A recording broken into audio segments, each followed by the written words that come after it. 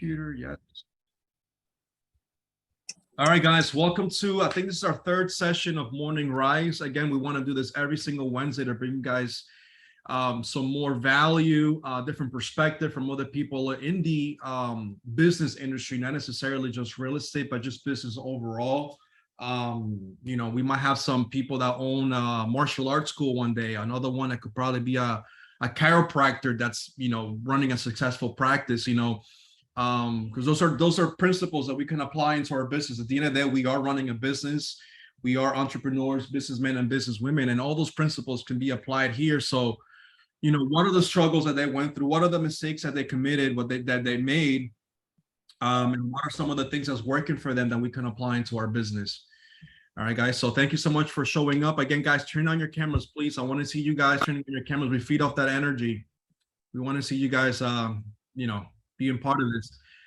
There you go. People are just still coming in. All right, so Dereck, I know Dereck now, what is it, 2013, 2014? We were trying to figure out that something like that. Probably 2013, 2014. Yeah. So a little bit of our history. So I met Dereck when I was working for Armani selling suits. I was just a skinny little guy trying to run a business within a boutique. And I think I met you at an event that I went to on 180 on top of the Amway Center at a rooftop. It was a fashion show there with Alex, I believe. Right. Yeah. And that's where we met Chris, our friend, the chiropractor. And then we just struck up a good conversation.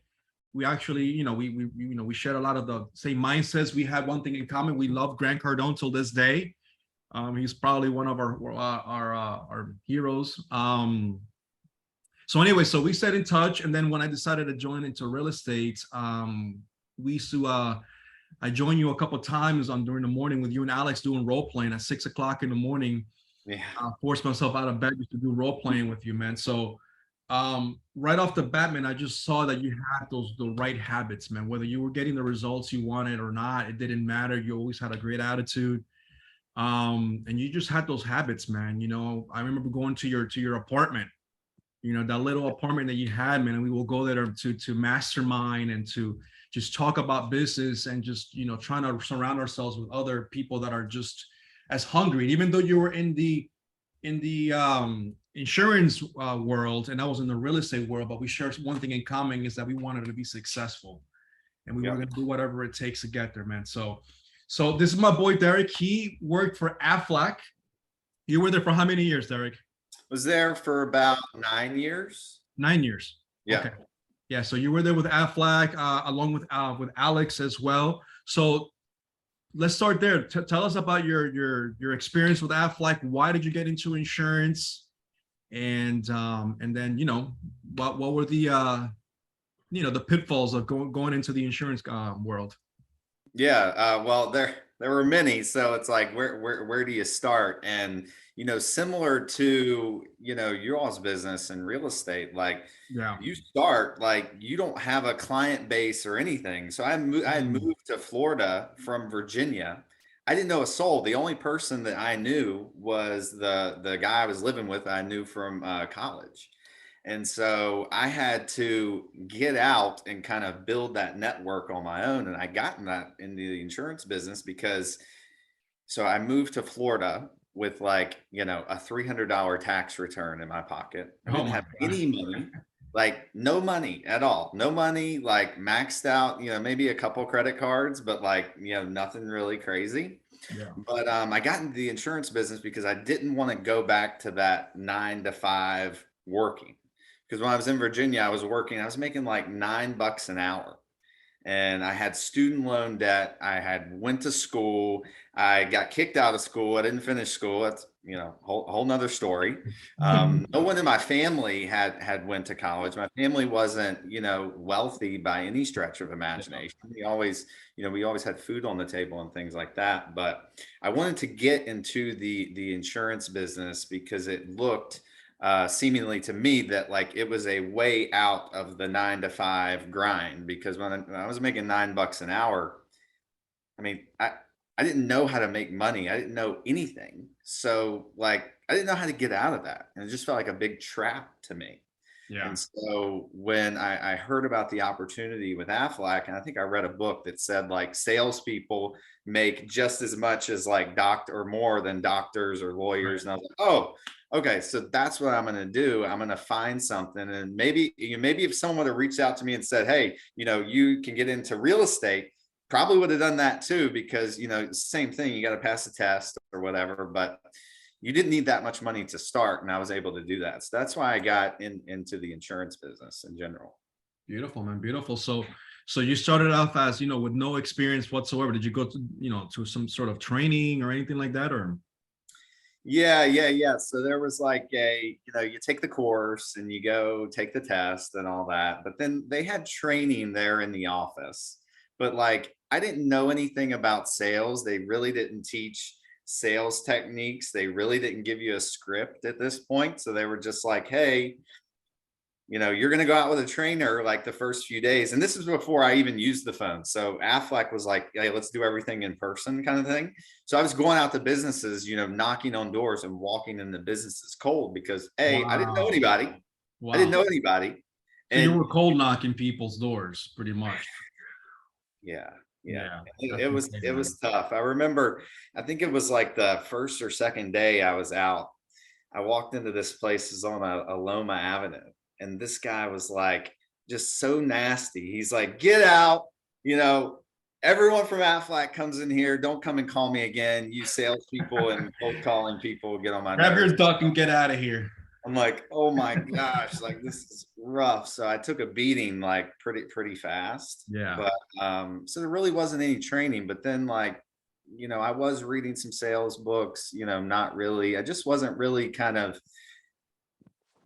into it because I still had that 9 to 5 mentality. Mm-hmm. So I didn't really understand what working hard actually was. Wow, that's powerful, man. Yeah, like I didn't understand that because like, when I was working that job, I'd be like, oh my God, this guy, he doesn't pay me enough. Like he's never here. Like I'm working my ass off, but really wasn't. I'm just sitting in an office, like, doing stuff every day. And I wasn't doing that. It's a whole nother story. I wasn't, definitely wasn't doing that, how I should have been performing at that job, but I didn't know what hard work actually was. So that was like one thing I had to shift into and learn after I went through so many trials and tribulations in the first couple of years of the insurance business. I made 18 grand my first year in the insurance business. And I think now I'm like, how the hell did I even live off that? Like, I don't know, but somehow I figured it out and made it happen. Was that more or less when I met you? Is that kind of like the same time frame? Well, a little bit after that, I was probably making like 30 some then, maybe. Yeah. So it was like it was a very slow, like gradual increase, and then it went up. It's like, yeah. And then so 18 grand the first year. What about the second year? I think I made like 20 something the second year. So you were scaling little by little, right? So in what year did you start making some real good money where you can be like, man, I'm starting to feel comfortable now. I got more wiggle room. What year? So fifth year? Well, the year, like after I started, it took me like 2 or 3 years to actually learn how to work hard. And so, but as soon as I did that and got committed to it, because my wife basically told me that I was a broke loser. I was telling, I was telling you about this last night. Yeah. I had like, so I'll tell you about this day here really quick. So I had woke up one day and I had to pay rent, my, $500 rent, like that was due on Friday. Imagine paying $500 a month. I mean, maybe there's a place now, but probably not. But so I woke up Monday. I didn't know how I was going to pay rent on Friday. And I go to my checking account and I've got like $5 in one account, like a couple bucks on a couple other credit cards. And I had an SUV. I was driving an SUV. So I had to I went to a gas station. I had to have money to go out and prospect because it was all door to door. It wasn't phone. I didn't know how to use the phone at this point. Yeah. And then, so I'm like at the gas station and I'm putting like $1 on one card, a couple dollars on another card, a couple dollars. I think I ended up getting like $10 in gas or something like that. Oh So I my was able to God. get around, right? Wow. But yeah, it was rough. But like that night, or actually it was that afternoon. So I ended up like, and I hate even saying this, but I ended up calling my grandmother in Virginia. I'm like, oh, I don't have any money. Can you give me some money? So she sent me $50. Yeah. And so after she did that, right, I just like, I sat in my car. I remember this to the T where exactly I was. I was on, there used to be a Panera. It was on Orange in Michigan there. You may know it for people in Orlando, but Orange and Michigan, I believe. Yeah, I think so. yeah. So I sat there and I'm like, what the fuck am I doing? Like, I'm 20, 25, 26 years old or whatever. I'm calling my grandmother to send me money. I'm like, what the hell am I doing? Yeah. And then so I felt terrible. The rest of the day was miserable. I don't even think I prospected anymore that day. And I went home that night. I remember I'm laying on the couch talking to my girlfriend, who's now my wife. And she's like, I'm basically trying to get sympathy from her. I'm like, oh, this sucks. Like, I'm getting my ass kicked every day. And she's like, dude, you're a loser. Like, my friend that works at Lowe's makes more money than you do. She was like, you need to get your shit together. And I'm like, I didn't even know what to say. I didn't even know what to say.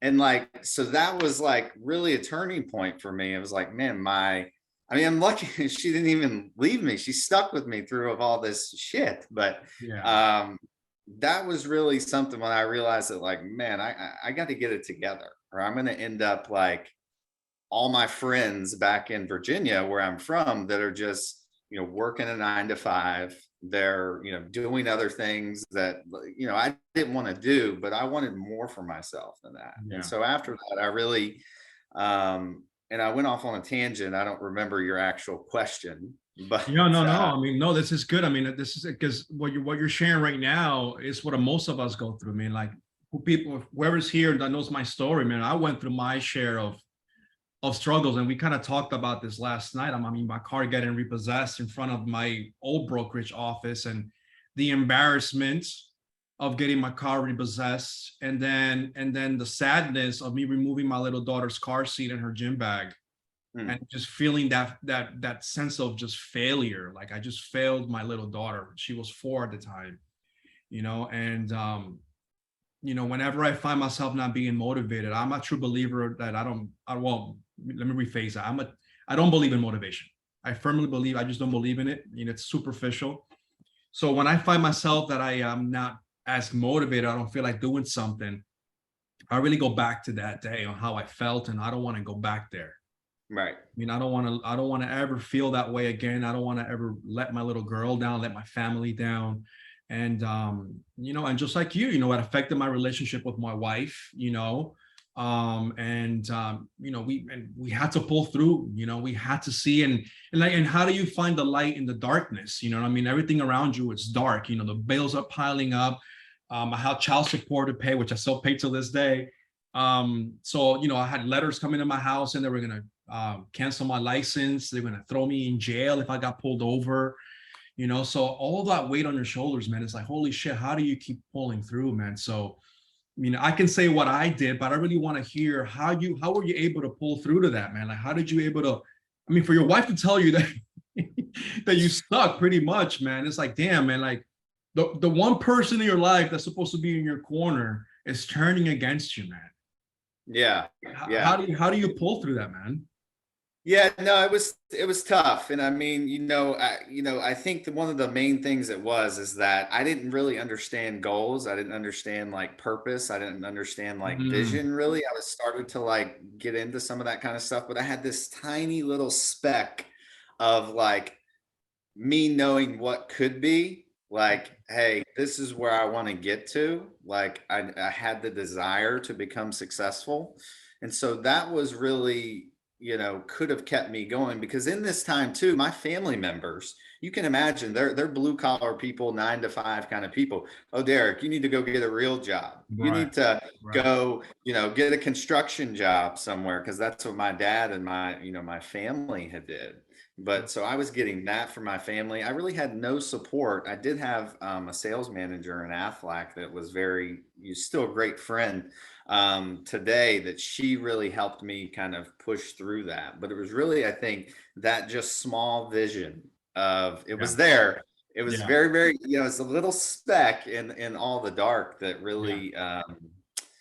really kept me going in Yeah. that time. And Yeah. I remember though, you were, I don't know if you still are, but you were huge into Grant Cardone. I remember when I went to your apartment that one time, you were doing Cardone University. Yeah. So you went through that. So I think you also, I mean, from what I can see or remember, is that you were also very big on mindset. Yeah. And that's something that's huge, man, especially when we go, like you mentioned, we go from an employee, and we go to now becoming an entrepreneur. And we talked about this last night. It's like it's a difficult shift, for some even more difficult, right? Depending on the person and the attitude and the personality.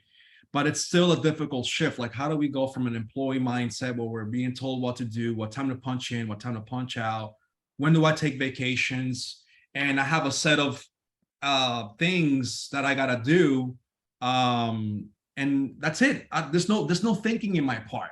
I just gotta show up every day, because if I don't, I'm gonna get fired. I know what the consequences, right? And then when we become an entrepreneur, a 1099, it's like, holy shit. It's like when a kid leaves home for college and he's like, man, my parents are not on my ass anymore. I can do whatever I want, and I'm partying all night. I'm just going crazy. Well, it takes a set of discipline for you to realize, holy shit, like I'm on my own now. I either gotta get my shit together, right? Like you said, KB, thank you so much. Have a set of daily routines, right? That are designed for success, or I can just keep partying and doing things that I'm not supposed to be doing that are not going to get me to where I want to get to, man. So, you touched on that with the whole employee mindset. I thought that was very powerful, man, because how many of us here on this call today are still struggling with that? That we still struggle with, man, like, we wait for someone to tell us what to do, or we wait for that day to feel motivated to do what we got to do, when we already know what to do. You know what I mean? It's just like, man, let me get in line with my purpose again. What is my purpose? Why do I wake up every single day to do this? You know what I mean? So Dereck, man, so your second year, you did a little over 20 grand. So let's fast forward a little bit. What was your best year at Aflac? I think I made like 400K for like a couple of years in a row. Yeah. That's crazy. For how many years in a row? Well, I made like probably 3 something, and I made like 400, and then half was real estate and half was Aflac after I retired from Aflac. That is insane, man. Yeah, it was definitely a big shift, but a lot of work and a lot of like mental toughness that had to be built there. And like, one of the things that you had mentioned, like getting out of that 9 to 5 mindset, it's difficult. It is like, I went through it. Like, it's difficult, but what I did is like, I'm just going to tell you what I did. I'm not going to say, hey, you need to do this, but like I had to change the information that was going in. Okay. I turned the TV off. I didn't want, like, I'm done. I don't even have a TV in my house now, by the way. So like my wife still likes to watch some stuff, but she's got to do it on the computer. We don't have a TV in the house, but you have to change the information that's going in. I started listening to books. Yeah. I started listening to podcasts, reading every day. And when I actually found Grant Cardone is when I really started to make a change. And his material just opened me up. I'm like, oh my gosh, I've got all these false beliefs, because we've been fed all these false beliefs our whole life that, hey, you gotta get a job, go to school, invest in education, go to college, invest in the 401k, don't do anything, don't go out of the box or anything like that. And I would venture to say that most of the stuff that we've been taught about money and entrepreneurship is probably false. And so you have to start putting the right information in and then getting around like people that want the same things. And, like once you see all these other people that are successful, you're like, wait a second. So that's not right that, successful people are unhappy or they're evil or something like that, because this guy's a super nice guy. He wants to help me. He's telling me all this stuff. Right. Right. So those beliefs are, they cause like a sort of counter intention. Like you want, like, say, hey, I want to go make $1 million this year. Then you have something coming in, your mom saying, oh, okay, well, that's hard to do. So like you Yeah. have to get rid of that, because I had those voices in my head all the time. It's like, How do you filter the noise, right? yeah, and I mean, I think you just start feeding in more and more good information, and then over time, because I was negative as shit, like I thought everything bad was happening to me. I was taking no responsibility for absolutely anything. And so Wow. that viewpoint needs to shift, because Yeah. my viewpoint is that, cause over life, basically. So I'm the cause of everything. Like, and so even like things that you'd be like, well, now Dereck, like, if someone, rear ends you driving down the road, like, That's not how is your it fault, my right? fault? Right. Well, but if you think about it, like, think about that's like a trillionth of a chance that you were in that place at that time. And Right. so like, what are you doing to pull those things in? And so I've adopted that viewpoint on things. So, because like once you get into a level of responsibility like that, you can start putting in policies, personal Mhm. policies that like, hey, I'm going to fix this so it doesn't happen again.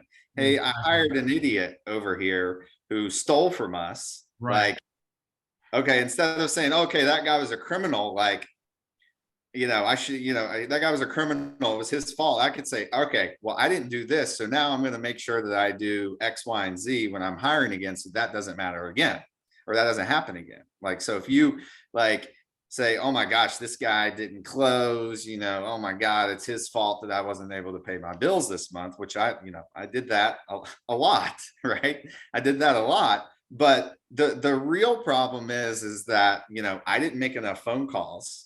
I wasn't good enough at closing in order to get the guy to move forward. And so like it's just a whole different shift in that mindset, going from the employee mentality, sort of like everything's happening to me kind of thing, like the victim, like the spectator, in transitioning in that to, hey, your cause over life, because you truly are. And whether you really like want to believe that or not, it's kind of hard sometimes. You're like, shit, like even me, sometimes some stuff happens and I'm like, okay, your cause over life, so how did you make that happen? And even that sometimes is like hard for me to swallow, ego and stuff. It's like Right. you have to Right. sort of push that um aside. You So gotta just keep yourself on check. That's why I wear this bracelet all the time. I mean, people read it and they don't laugh about it, and then but to me, it just has a much deeper meaning because it's just that. Like, don't yeah. be a little bitch. It means to me, like, always look for solutions, take responsibility.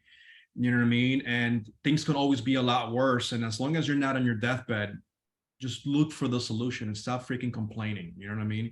And Yeah. that's what it means to me, man. So it's like you just got to keep yourself on check. We're human beings, man. You know what I mean? We're not always going to wake up in a good mood. We're not always going to wake up feeling incredible.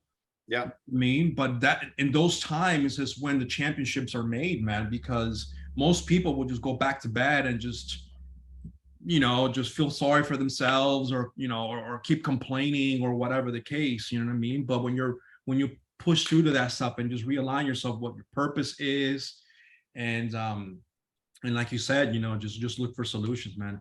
Let me see here. I think somebody might have asked a question. What is his daily routine? That's a very good question, KB. Thank you, bro. That's exactly what I was going to ask you. Is so I mean, to go from like a little over 20 grand your first year to eventually make about $400,000 a year. I mean, that's a huge leap, man. Yeah. So it's like, what was the mental? Oh, well, we already kind of touched on that. Like, what was your mental procedure, right? But like now, let's talk about the practicality of it. Like, what did you practice every single day? What was your daily routine? From the morning till whatever your day ended. Yeah, and so I still do a lot of this today. Like that's, I think everyone has like a superpower. I think mine is just like persistence and steadfastness and consistency in doing things. And so I get up in the morning, I write my goals every morning and night, but that's the first thing that I do when I get up. And I write down some things that, it's like 10 things that I'm grateful for to kind of get me in a mindset. And then while I'm doing that, I may watch, I listen to some, some kind of music, maybe look at some visualization pictures and things like that, things I want to accomplish. So I do all that stuff. And that stuff definitely is a catalyst for moving forward. So like that stuff is good to do, but I also go to the gym. I think, if you don't have a healthy vessel here or a vessel that feels good, you don't have to go do crazy workouts like I do. Like you don't have to do insane stuff, but just get up and start moving, and then you just feel better, right? Yeah. But then I think where some people mess up, and I would read in the mornings, but really, it's different now than it was then. I'd read in the mornings and then listen to something, podcast, book, whatever. Right. But where it started to change from where I wasn't getting results to where I was getting results is that the taking action part. Because all that stuff that I was talking about, don't confuse that with taking action. Like it is, but it's not really taking action, right? It's not. So, and after that, dude, I would get on the phone. I would get on the phone as fast as I could because I knew that the longer that I did not call, the more the call reluctance came in. And so I would start calling businesses at 6:45 in the morning because construction companies too, they would be open and I'd get the owner on the phone, but that's a whole nother thing. But I wouldn't even give call reluctance to a second to even go. I would make the first call when I was walking from my apartment to the car. And I would call in traffic on I-4. I was like, dude, I don't care. I'm calling in the car because I'm not going to be, it'd take me 30 minutes to get to the office. So I'd be just, screwed by the time I got to the office if I didn't call because I'd be thinking about it the whole way over there. Yeah. And so I think getting into action fast and I think when I first got into the insurance business, it was I thought the call reluctance would go away and I thought it would just be normal making calls. And it does to a certain degree because you get more skilled and you don't really care, but it's really developing a discipline of doing it anyway. Right. Hey, the fear comes in, do it anyway. Fear comes in, do it anyway. Fear comes in, do it anyway. Every morning, if I ever got call reluctance, if any of y'all ever read the 10X rule, there's a chapter in there. It's called Fear is the Great Indicator. I would literally, if I got call reluctance, I would listen to the first 20 seconds of that chapter because he talks about fear is an indicator that you're doing, you're taking, or he says, as soon as you start taking action at new levels, you're going to start experiencing fear. So if actually you're experiencing fear, it's a good thing. And if you're not doing enough of the right things. And so I would listen to that every day, multiple times a day. If I got call reluctance, I'm like, oh shit, I need to call because I'm doing the right thing. Right? Absolutely. And so and then you just develop over time of doing that and doing that and doing that and doing that and doing that. You just feel fear and you go. You feel fear and you go. It doesn't hold you back as much because your viewpoint has shifted from it being an indicator to stop to an indicator to do something. Yeah, absolutely. Where do you think the call reluctance comes from, right? Because I mean, unless we understand where it comes from, then perhaps we can't even fix the problem, right? So where the root of the problem comes from? Well, I guess it could be another topic too, but I think, we have these deep seated fears. Like when we were kids, you go to grab something, mom's like, no, don't touch that. Don't do this. Don't do that. Don't do that. Don't do this. So when you go to call and someone gives you rejection, it's putting you back in your childhood when something was occurring then to that's making you think that you're in that situation now that you were in then. Right. But if you think about it, let's get objective about that for a second. So you make a call, you make a call to this guy. You're calling to communicate with him, asking him if he wants something. He says no, or he says yes, whatever. But the only reason that we think it's something, because we have some consideration or thought process that's making it that way. It's not like, it's just like us talking right now. It's not like, for us thinking that it's something that it's not, is just like a consideration that we have making it that way. And I know that gets a little like crazy, but I truly, like, I know that's definitely has something to do with that. No, absolutely. I think you're absolutely right. I always say that we're humans, and the way we're wired is to always, to survival mode, right? I mean, we go back to the caveman era, right? I mean, whether it's not, whether cave people existed or not, but we're always on survival mode, right? So our brain is wired to keep us safe. That's why watching Netflix, that's why sleeping feels so good. And that's why the things that we got to do don't feel so good, because our brain is telling us, hey, man, that doesn't feel good. Don't do that, right? Yeah. So understanding the psychology behind that, we start to understand, shit, okay, I got to fight through that, right? It's exactly what Valentine, you just said it, your mind, you just make the call, you were not going to die. Actually, Brad Lee talks about that. He says, well, what's the worst thing that can happen, right? Well, the worst thing that can happen is someone hangs up the phone on me. No, that's not the worst thing that can happen. The worst thing that can happen is that you die, right? Yeah. You're not going to die from making phone calls. It's not going to happen. You know what I mean? So just make the phone calls. And it's also like I was telling you before we got on a call here today, is I always I associate making phone calls like a fireman, right? You're a fireman, and you were called on duty to go into the burning building to rescue a victim, and you're caring more about you not getting burnt, and you're caring more about not inhaling the smoke and perhaps not dying, right, than the victim that really needs your help, right? So I look at the phone calls as like, man, this person really needs someone to help them out. You know what I mean? And it's my duty to go help them. And if I don't make this phone call, I'm doing them a disservice. I'm not doing my job as a true professional that I am, right? And the truth of the matter is, not everybody's going to want to be helped, and it's all good.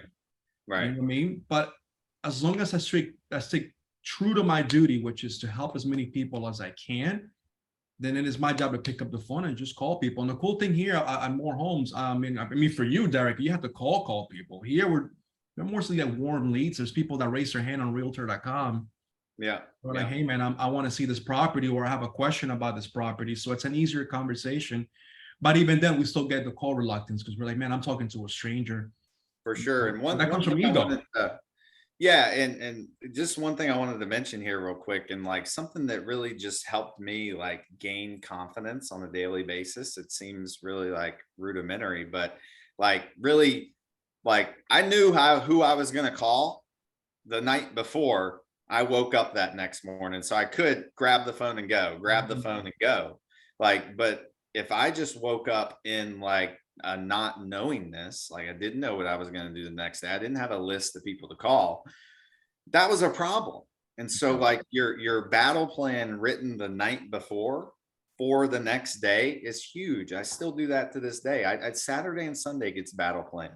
Like that is huge, man. That is huge. Like, you have to. And if you're going to make 20 calls, hey, make 20 calls, like, and don't like, so you got to figure out like, the main things for yourself that are going to get you to your goals. Yeah.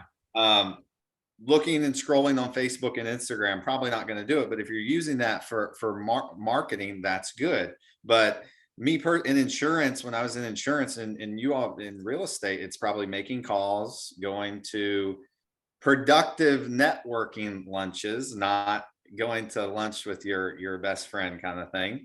But it's really just calls and contacts, right? You have to do one freaking thing during the day. That's it. And I learned that actually, if I just set out from that 7 in the morning to 10, and I was going to focus on making calls, I knew I only had to stay in the fire for 3 hours, and I was going to crush everybody because there was no one doing that, right? I would make anywhere from 40 to 60 calls in an hour, depending on the conversation, sometimes more, sometimes less kind of thing. So I would get, 150 calls a day roughly. And there would be people in Aflac that wasn't going to make 150 calls in a week. That was just tough. So I knew I was killing everybody, and I would be done. Like an advantage. Like that would give me so much confidence. I would get my calls done first thing in the morning, and I had the rest of the day to handle other stuff and handle my business basically. And so that gave me so much confidence because I knew all these other wankers in the office were still battling call reluctance. I was like, shit, I've already made my calls today, bro. I'm done. Like you're shitting on everybody. Yeah. So that's big. Knowing what you're going to do the next day, right? And you mentioned something earlier, like human beings, like we have this like weird kind of like tough, like this ability, like it's hard for us sometimes to differentiate from what is like vital to be done and what is like not important at all. So if you want to make $1 million or $100,000, whatever you want to make, there's probably only a few things that you need to do every day, right? But we tend to focus on the unimportant things. And I've done it. Like I still do some days I still do it. I'm guilty of it. Absolutely. Like, fuck, why the hell am I doing this? And like I recalibrate sort of every couple of weeks. Yeah. And I just did this a few weeks ago. I'm like, I got to start going and get things going. And I'm like, I only need to do 3 things like during the week. 3 things. Yeah. That's it. Yeah. Just simplify your business, man. Keep it simple. Yeah. Right. Yeah. Yeah. That's pretty much kind of like what I try to go by is like, man, if I could just get 1 relationship today, that's all I need. That's all I need. And then just walk backwards. Okay. Well, how many calls do I got to make? Right. We're huge on video here. Right. So we're huge on making walkthrough videos and going to different communities. And so, okay, so if I know those are the activities I got to take, okay, cool. Let me take more of those activities. And all I got to do is just get 1 relationship. Yeah. So I'm not complicating myself. I'm not overwhelming myself that I got to get contracts because that's going to create anxiety, right? If I just simplify my business and I can just repeat that every single day, then Correct. I can compound that and start getting the results, right? We got KB, man. You ask another good question. How does he deal with failure, man? That's a very good question. How do you handle failure, man? Yeah, so I mean, it's different, like, having a good purpose for sure. But like, so now I'll just explain to you my mentality now. It's like, and I've kind of always had this, it's just more pronounced now that like, it's not like, I don't even know that I'm failing. Like, it doesn't even look like that. It's just kind of like a happening. Hey, it's something that happened. I still know I have to, you still know you got to do X, Y, and Z during the day. So you just keep doing it. And, the feeling of failure might be there, but it's not part of the process. I don't view it the same way anymore. Like it's not the same viewpoint. Like it's just a different viewpoint. Like I guess there's a couple of times where I was like, okay, yeah, I failed at that point, but it's just like, it happens and you just kind of keep, you just pivot, right? You just know when to pivot. And you just keep moving forward because, if your targets are big enough, if you've only got a target to pay the bills every month, failure is going to eat you or, all that's going to eat you. But if you've got, you want to make $500,000, $1 million a year, all you got to do is break it down and say, how many calls do I got to make to do that? And then do it every day. That's what I did. That's how I blew up my insurance business. Is I said, all right, I want to make some crazy number during the year. And I never got to that number in the insurance business, but I broke it down to like, these are the amount of calls I need to make every day. And I remember it was like some like crazy number. I'm like, I'm never going to be able to make that many calls during the day. So I started recruiting teammates. And then I started hiring other people to make calls for me too. And so it was like, yeah, that's money you have to spend. And you're like, oh, Dereck, you had money. Well, I really didn't. Like, I wasn't making that much money then. Right. And like, I used credit cards and like anything because I knew that spend was going to reap rewards in the end. Right. And like, I'd always been big on investing in myself. And so I had read the data and things that I knew how to handle like failure. Like I invest so much money in myself, like invest in the business, invest in myself, and then, or invest in myself first. So I get better and I'm able to earn more money, invest in the business next. So the business can then produce more money. And then I invest for cash flow in real estate. Right. So that's kind of I followed that thing throughout, and that's how I got into real estate investing now, because that was the whole goal anyways in the beginning. Beautiful, man. Did you have a coach throughout your journey? Someone there coaching you and keeping you in mind? Yeah. It was Grant Cardone. Like, that's the only person. Oh, yeah. So like when I look at a coach or mentor, I'm like, hey, where is this guy? Is he where I want to be? Is he still moving forward, or is he still has he hit his peak and he's on his way out now? So Grant, like you could see he was taking action on a daily basis, expanding and growing his business. And like, that was inspiring to me. Absolutely. And so like, that was really, a big thing, because I didn't want to focus on like many different people and just focus on one, because you may, get something from this guy, but then you hear something different from this guy and this guy and this guy. So you get stuck. You don't know what to do. So I'm not saying you have to follow Grant Cardone. You can follow whoever you want. Just like commit to somebody, right? And then like just follow and eat everything that they do, for sure. Absolutely, man.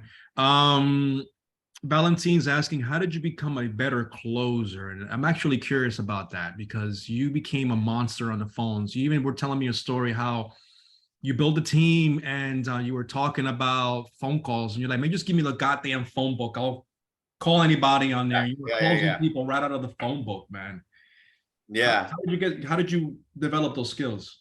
Yeah, so it was practice. Like we would drill on the phones every morning for a half hour to 45 minutes, just objections, and closing objections too. So I got like, it was basically two things I did. I practiced, drilled, and rehearsed all the time. I still don't think I was that great of a closer, but the main thing is I just called more people than everybody, and I had more opportunities than everyone else. Hustled everybody else. So naturally I closed more. But I never felt like I was that great of a closer, because like in the insurance business, it was a great business and I learned a lot there, but I never really like, I'll be honest with you, I've never really like fully like, oh my God, I believe in this product so much. But when you have that conviction, and for you guys in real estate, I feel like it's easy. It's just like, that's easier to sell, I think, than like ethereal product that doesn't really exist. You're still selling yourself too, but you have to be, kind of confident and sold, because you can actually handle objections and stay in a deal like much, much longer than, if you don't have any confidence, because you're just gonna be like, oh yeah, the guy's right. The product's not that great. I'm not that great. He should sell his house to someone else. And then you're just going to quit. You're not going to stick through those objections, which you guys probably know and have heard this. They're just like, it's just someone talking. It's not really like a real objection, because they never tell you the real objection. Yeah, absolutely. It's just knowing what to ask and how to carry the conversation, like you said. And I think that's what another reason why we can call reluctance. It's like, man, I just don't know what to say. Like, if they tell me they're no longer interested, what do I say after that? You know what I mean? I mean, well, they clicked on a house, but now they're telling you they're not interested. There's something they're not telling you, right? So yeah, I don't know what to say. I'm just not going to make the phone call. You know what I mean? So that's to me, that's another reason why people don't call. It's either they don't have enough knowledge, they don't know, yeah, or the other one will be you just don't care enough, right? But so the next question is, brother. So because just for the sake of time, we got 13 minutes left. You're doing great stuff now, man. I was impressed. I mean, one of the reasons why I reached out to you is because you disappear out of the face of the earth for like a few years. I did. I used to see you on Instagram all the time, and then one day I was like, man, where the hell is Dereck? And I went and I stalked you a little bit. I went to your Instagram page and I saw that you hadn't posted in a while. And then all of a sudden this week I saw that you started posting, and then I'm like, oh shit, let me reach out to Dereck.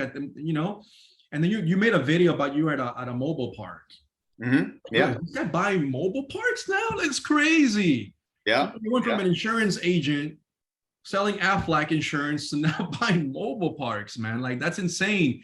Not just a mobile park, you said 23 mobile parks last year? So we bought 23 in 2021, but I own 38 of them now. That's freaking insane, man. That's wow. Yeah. Wow, that's crazy, man. So talk to us really quick about the transition from insurance, You know, did you use your own money? Did you leverage? Did you finance? And how did you get into the mobile? And why mobile parks, right? I mean, why not like Airbnbs or multifamily, you know? Yeah. So, and yeah, it's a great question. So like I got into mobile home parks because I wanted to get in multifamily, like large apartment complexes. And like I wanted multiple units. I didn't want just like one or two rentals. And the apartment business is it's a larger barrier to entry. But I had friends that were I had a friend of mine that I met at a networking event that I just became great friends with, that he owned mobile home parks. And he was just telling me to look into it. It's a great business. And I looked into it and I'm like, okay, wow, like this is great. Barrier to entry is a little bit low because the properties are a little bit less than, you know, like a multifamily. So and this was always my goal, by the way. My goal was to make money in insurance and then start investing, because you know I hit a ceiling in the insurance. But anyway, so I wanted to get into investing because that's where the real wealth is created, and financial freedom.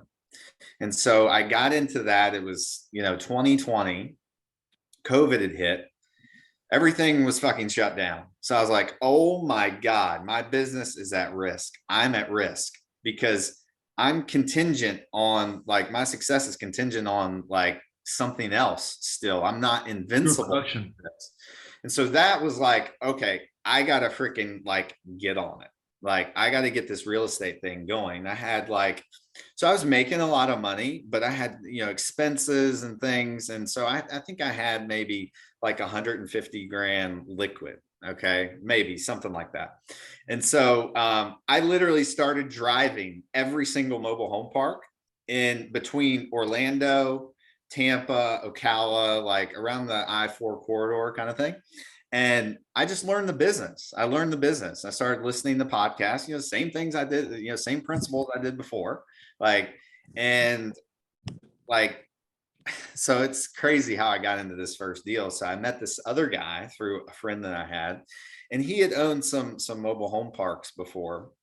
And I was just sending him some deals like, hey, this is what I'm finding. You know, this guy wants to sell, this guy doesn't. He was just kind of teaching me the business a little bit. And then he called me one day on a whim. Was like, hey, I just had a partner. I had this deal under contract in Cocoa. It was like a 30 space park. And he was like, he backed out. We're closing in a week. You want in?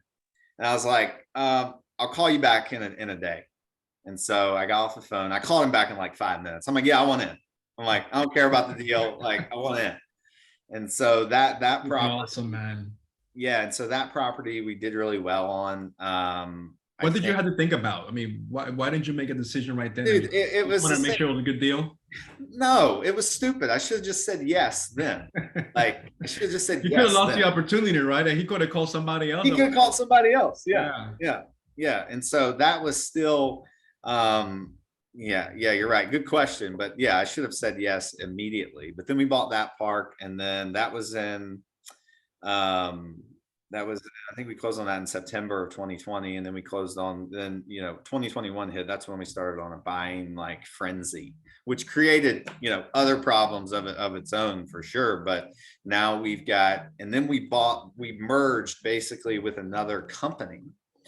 And so we bought one of their partners out, and then, like, you know, we all had a piece in that deal then. So now we have 38 parks. That's insane. Valued at probably 150 million bucks. You know, I don't own all that, but you know, I own, you know, a good portion of that. Yeah. How many doors per park? Well, it's about 2,000 lots between all of those properties. Yeah.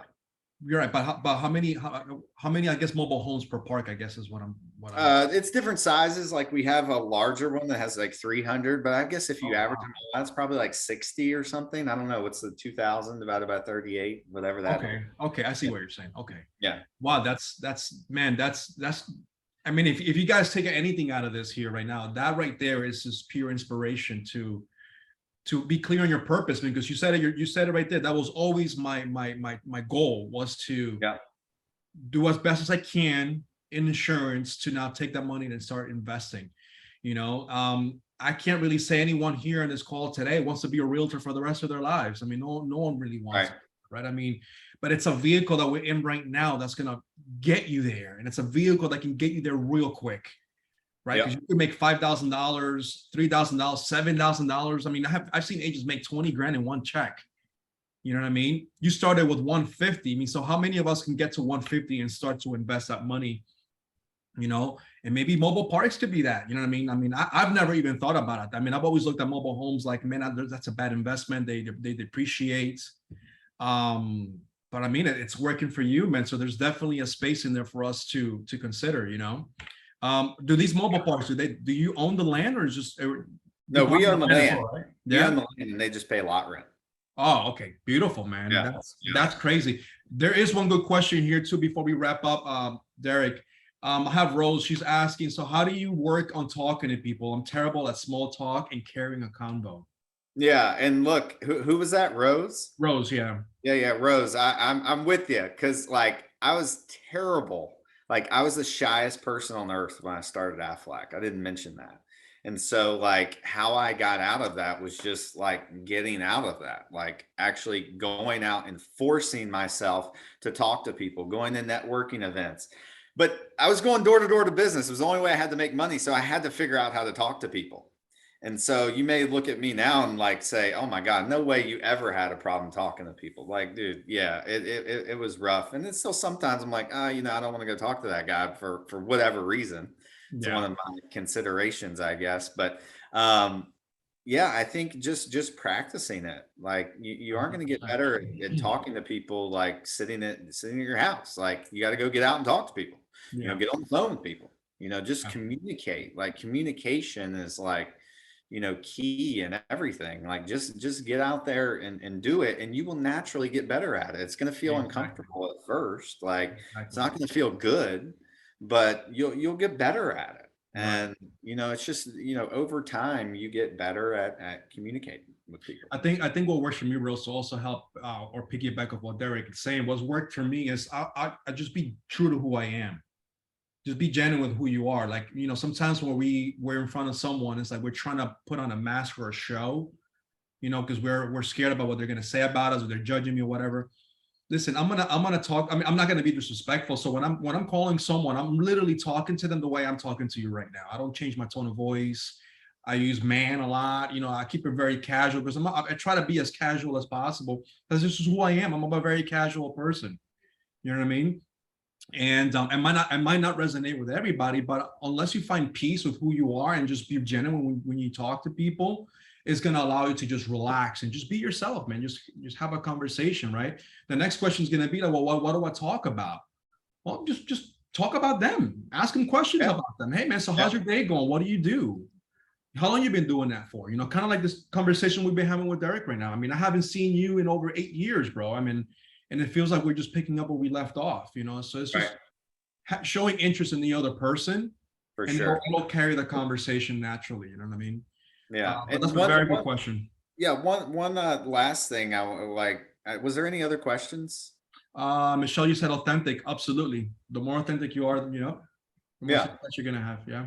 Yeah. So I was just going to say, like, you may like, you know, some people would look at that and be like, Dereck, like, you know, in 2 years, you've like, because when I got into mobile home parks, I literally, you know, I had debt. My net worth was probably like, I think it was probably still negative with my student loan debt and things like that. And so like, it's just been like, and the reason I'm bringing this up is that, so you can't just grind it out for a month and be like, oh shit, it didn't work. Like I got to stop. It's got to be consistent discipline and efforts over a period of time, because like, you know, like you could say Dereck got lucky and boom, you know, met the right people and you know, took off in real estate. But that, I think, me making thousands and hundreds of thousands of cold calls when I didn't want to, investing in myself when I didn't want to, invest in my business when I didn't want to, going into debt to invest in myself and my business when I didn't want to, like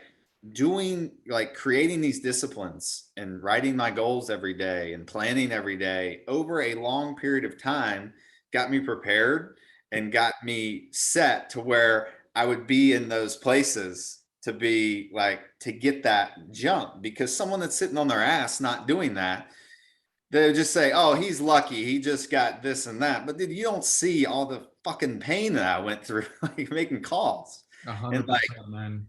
like there's still levels to it. Like I'm not even near to where like we want to be, and there's still, you still go through stuff. But I love that you mentioned that, man, because first of all, I don't like the word luck, right? I mean, you can get lucky and go win the lottery. That's fine, but you still had to put effort, right? You still had to go to the 7-Eleven and shoot your shot, right? So you still put effort into it. But I remember one time, I'll tell you guys a quick story before we wrap up.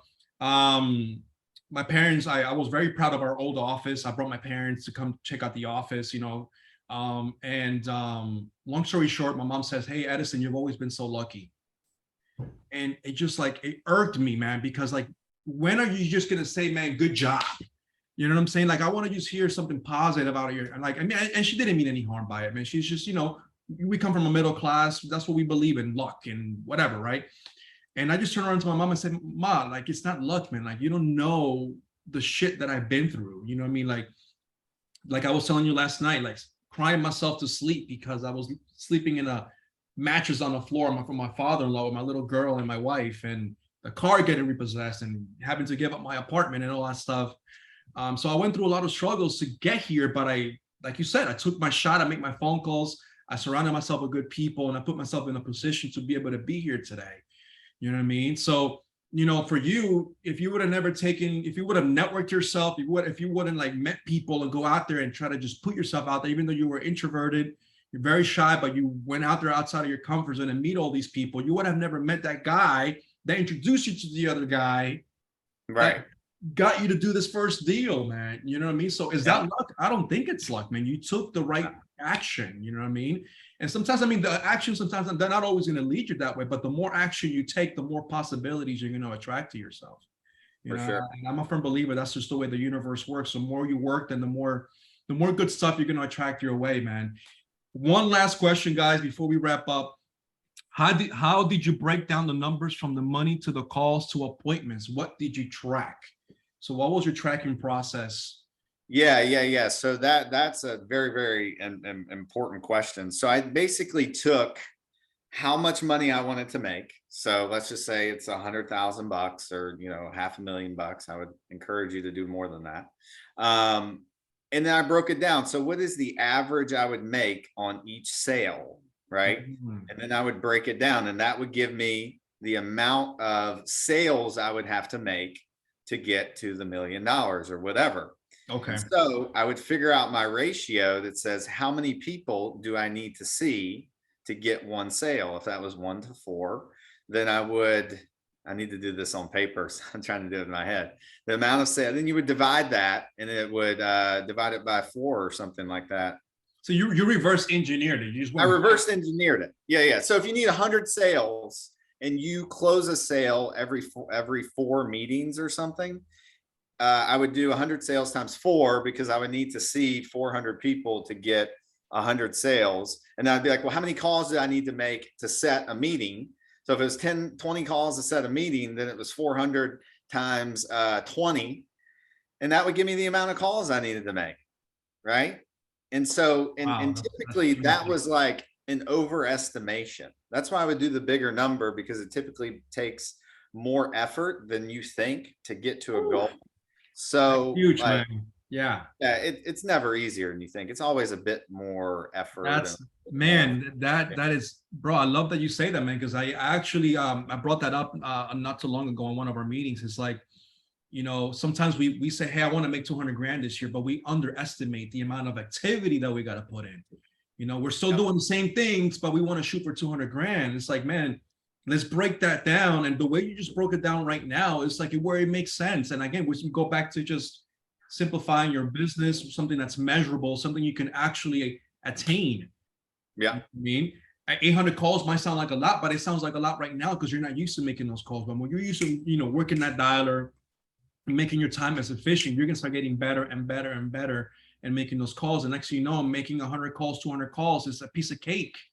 And you're getting 300 calls in a week like nothing. Right. I mean, it's not getting any easier. You just got so much better at it because repetition breeds talent, and you just get better at it, man. Yeah. And I was just going to say, like, if you do that, it just breaks it down. Like, you don't start, like, you may have a day where you're like, oh shit, I didn't get any appointments today. But that day, like if you got your calls in, that was a success for me, because I knew I might not get appointments today, but the next day I might get 5. Like, so it was just getting the activity done every day was a measure of success for me, not making sales. Absolutely. Johnny, activity, I wasn't getting anything. Yeah, man. Johnny, you raised your hand. Did you have a question? Yes, I tried to write it down, but I couldn't. My question is, what would you do if you know that you have to make 1,000 phone calls to get to your goal, but you only have, like, let's say 100 people in your database?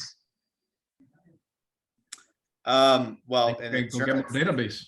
I would just pick up the phone book, like, and go to a lead gen thing. Like we literally would get like yellow page phone books and call. Like, I don't know if you're in real estate. I don't know how to get leads specifically for calling for people that want to sell their house, but I would figure out some way. I'm sure there's some lead gen software where you can get like a massive list of people. Yeah, we have what's called Vulcan 7. You can call there. You can call sellers, expireds, for sale by owners, and cancellations, and just call all day long, man. So Johnny, if you want to come by the office, man, we could talk about that and what options we have. Okay, help you out with that. Thank you so much. Dereck, yeah, man, I hope that helps. So. Absolutely, man. Absolutely. Hey, when everything else fails, there's a phone book, man. There's tons of people in there. Hey, there's the yellow pages. Dereck, man, I want to thank you, man. What's a good book that you want to recommend everybody to read besides the 10X Rule? Yeah. What's a good book for us to read? Well, so well, I think Think and Grow Rich is a great book for sure. And then Be Obsessed or Be Average by Grant Cardone. Like that's where I've developed this, kind of mindset, because I've listened to that book like 40, 50 times, and I just keep listening to it. Like you do the Audible version? Yeah, do the Audible, because he talks in that one, and he like, you could read that book in 2 hours, but the audio is like 8 hours, because he keeps like going. Elaborating, right. But that I literally would listen to that book. I listened to that book constantly for like years, and like that's just what sort of shifted my mindset. And like, some of Grant, he's a little brash, but some like. And so you may not like that, but like if you just listen to what he's saying and like put aside all of the other considerations that you might have, right. Like it's actually really empowering for just filter the air, because it could be a little arrogant. Just filter out the arrogance or the bad words or whatever, and just take out the substance. You know what I mean? Correct. Dereck, where can people find you, man? You're on Instagram. Where else? Yeah, so I was silent on Instagram, and due to a renewing of purpose here recently, I'm like, dude, what the hell am I doing? I got to get back on Instagram. And so it's Dereck Vickers 885 at emails at gmail.com, but it's Dereck Vickers 885 on Instagram. Gotcha. All right, man. Well, Dereck, thank you so much, brother. I mean, I really appreciate your time. I know this was very short notice when I invited you on. And you were kind enough to just say, man, I'll make some time for you, man. I know you move your schedule around. So thank you so much for your time, brother. I wish you much success. Hope we can stay in touch, brother. Let's not go ghost again, man. No, we will. Grab some lunch, some dinner or whatever, man. Let's hang out. And if you guys got any questions, you guys know where to reach him out. If you guys want to ask him more, deeper questions or whatever, just reach out on Instagram. Let's be friends. Yeah. Let's collaborate with one another and just be successful, baby. That's what it's all about. For sure. Thank you, guys. I appreciate it. Thank you, Dereck. Appreciate it, man. Absolutely. Thank you. Thank you.